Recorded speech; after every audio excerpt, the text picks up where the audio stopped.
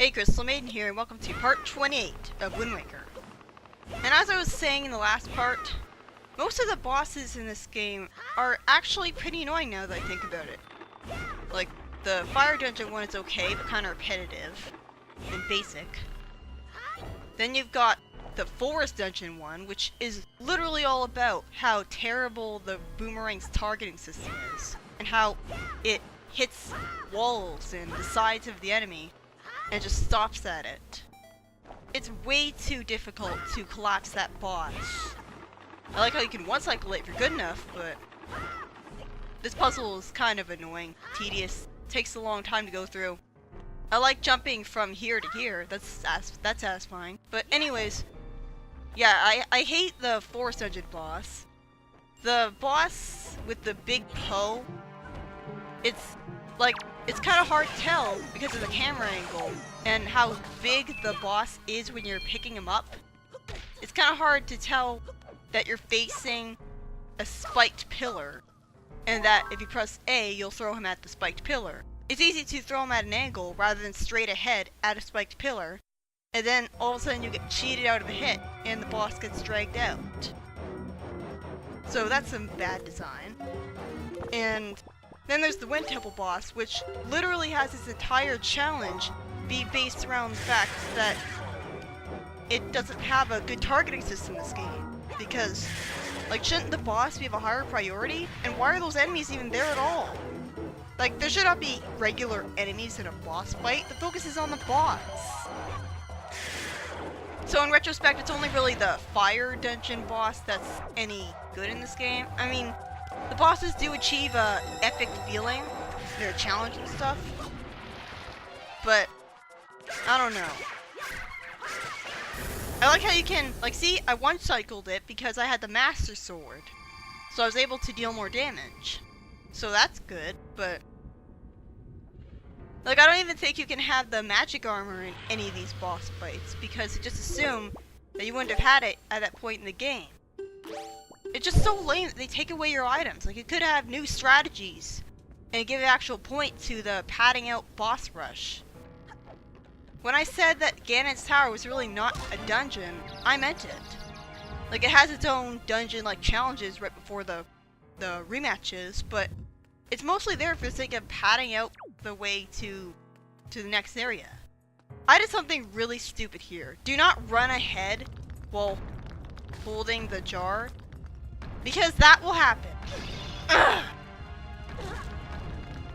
I should have just ran ahead and collapsed all these coffins and then gone back for the jar, because the thing is, there's only 2 jars in the whole area. And what I was trying to do was I was going to put a jar over a floor switch that normally you would press by freezing into stone a dark choo-choo. So I was going to cheat the puzzle. And I forgot that there's actually 2 floor switches. And so, by screwing up, I still had to do the puzzle at the end of the area. Like, I'm able to put the jar over this floor switch right here, but I forgot that there was another one ahead of me. How was I supposed to remember that? It's like, I think I got confused because the level design of this place is so samey.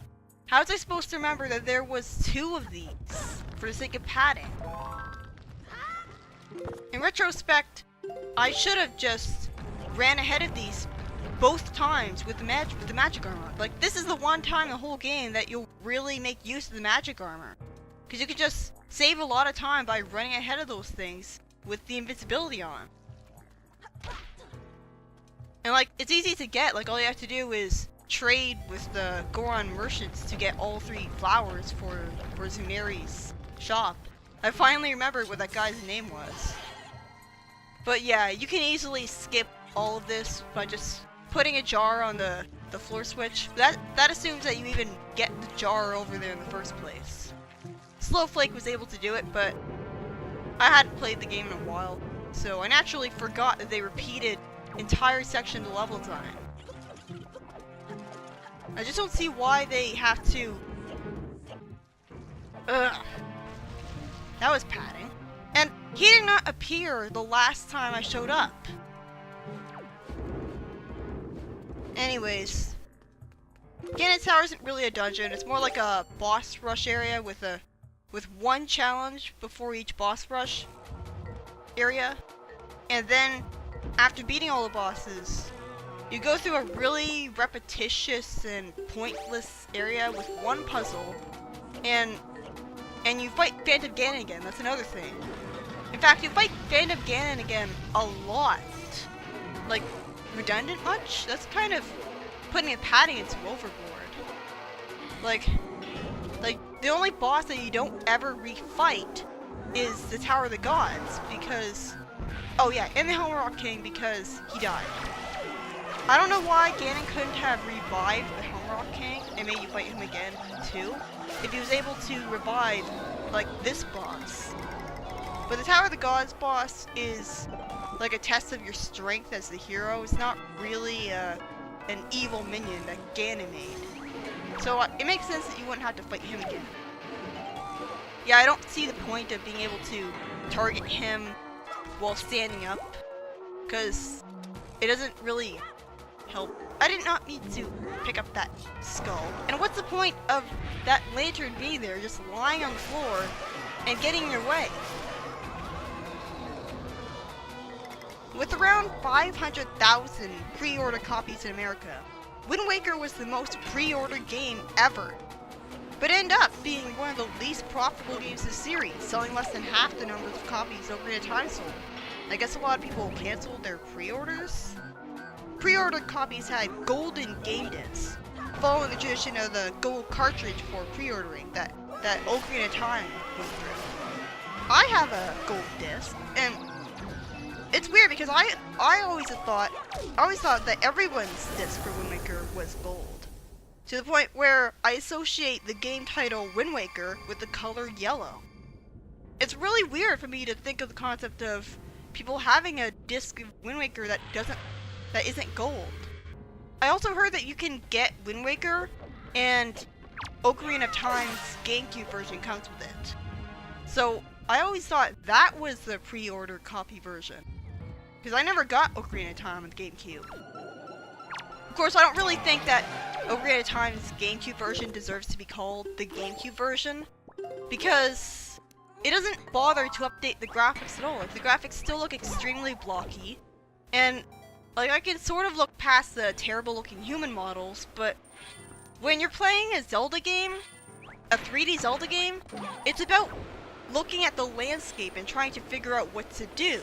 Like, if you look at a vine, how are you supposed to know that a vine is something that you can't... Like, how are you supposed to look at a vine in Ocarina of Time and go, oh yeah, I could totally interact with this? Like, you can't. Some vines, it's kind of hard to tell what they are because of the N64 graphics. And they don't... It just feels so lazy that for the GameCube version, they don't bother updating the graphics at all. Like, in the pre-CGI, like, intro movie of Smash Bros. Melee, Ocarina of Time looks so good. But anyways, yeah, like, that puzzle before this boss was pretty annoying. I forgot what I was supposed to do in it. It's kind of unintuitive. Like, how was I supposed to think to look up and know that I had to hookshot up there? Because, like, there was a iron boot switch right before it, and like how was I supposed to know that I don't know. I think you can leaf pump over there, maybe.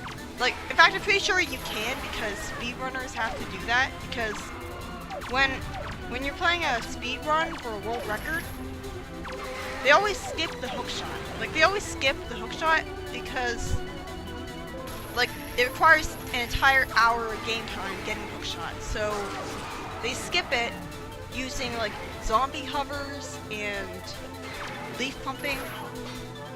So yeah, I'm pretty sure the hookshot isn't mandatory technically. This boss is as annoying as ever.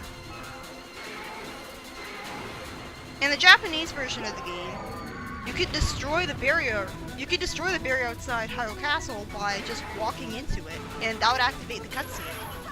But in every other version of the game, you need to attack it first. That's why in the Japanese version, you could just walk on top of the side wall of the bridge and like fall to your death, and that actually gets to skip the barrier destroy cutscene that you would normally activate by walking into it, by getting close enough to it. You have to actually attack the physical barrier itself in every other version of the game. And the reason why everyone thought this game would have a less cartoony art style was because of an early tech demo shown during the Space World Exposition in 2000, which created false expectations about this game. The demo showed a grim, realistic duel between Link and Ganon, and it was only made to showcase the graphical power of the GameCube. The problem is that many sources assumed wrongly and falsely reported there was a cutscene for the next Zelda game, while Nintendo was already working on a cel-shaded Zelda game and had no intentions of releasing a realistic one. So yeah, they probably should have thought that through better. And like, maybe that's why the game didn't sell as well as it could have. Maybe people just overreacted to the art style. Like I wasn't really paying attention to the Zelda fan base when this game was out. So I can't really say that I was there for the whole cel-shaded art style controversy. So I don't know if it was really that bad or what. I like the effect where they appear on the door. Like that's pretty cool. And make sure that you don't forget which bosses you've destroyed. Because another thing is that this room has very samey level design. It's extremely easy to forget which door leads to what boss and which doors you've already gone into, because they all get led up to by the same bridge, and I think they have the same bokoblin in front of them too. But the door doesn't exactly do a good job of telling you which doors you've already entered. Well, that's a pointless room. I kind of like the atmosphere that this music creates. Kind of boring though, kind of repetitive. And if they're going to, like, this room has a puzzle in it. But look, you go in here and guess what happens?